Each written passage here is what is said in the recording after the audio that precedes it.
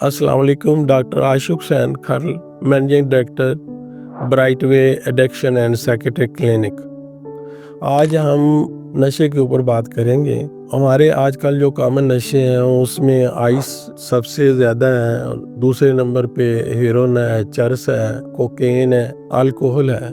ये कॉमन नशे हैं जो हमारे आजकल मार्केट में चल रहे हैं। आइस जो होती है जब वो पेशेंट करता है तो उसकी बॉडी में मुख्तलिफ चेंजेस आती हैं, उसकी रूटीन में चेंजेस आती हैं। जैसे वो नशा करना शुरू कर देता है उसको रात को नींद नहीं आती, 2-2 3-3 दिन वो नहीं सोता। तो आपको ये देखना चाहिए कि आपका बच्चा जो है उसकी रूटीन में कुछ चेंजेस आ रही हैं, तो उसका नोटिस लेना चाहिए कि कहीं के नशे की तरफ तो नहीं लग। तो आइस का जो नशा होता है इसमें 2-2 3-3 दिन उसको नींद नहीं आती, सुबह वो सोएगा, आहिस्ता आहिस्ता उसको उसके अंदर उसके मूड में जो है वो चेंजेस आनी शुरू हो जाती हैं, थोड़ा सा एग्रेशन सी आ जाती है, इसमें भूख भी कम होनी शुरू हो जाती है। तो ये आपने देखना है।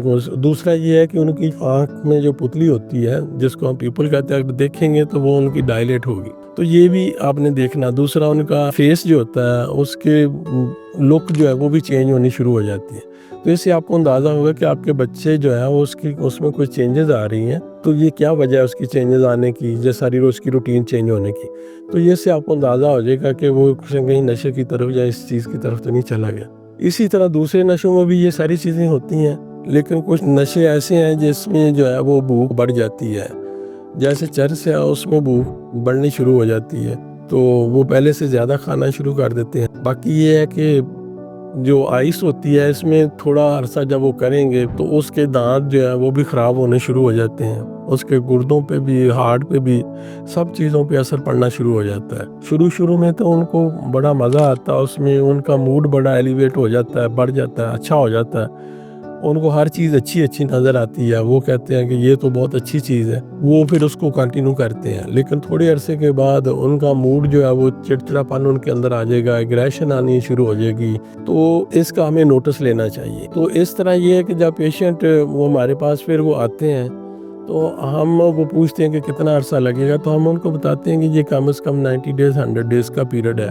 उसमें 2-3 हफ्ते जो शुरू में होते हैं वो डिटॉक्सिफिकेशन के होते हैं, और उसके बाद जब डिटॉक्सिफिकेशन हो जाती है तो उसके बाद उनकी रेगुलर काउंसलिंग उनकी चलती है। साइकोलॉजिस्ट वो उनकी रेगुलर काउंसलिंग करते हैं जिसमें उनकी मोटिवेशन होती है, और उनको मुख्तलिफ तरीके हम बताते हैं कि आपने इससे कैसे बचना है और अपने दोस्तों को कैसे अवॉइड करना है, उस एरिया को कैसे अवॉइड करना है, ताकि मतलब दोबारा जो है वो रिलैप्स ना हो।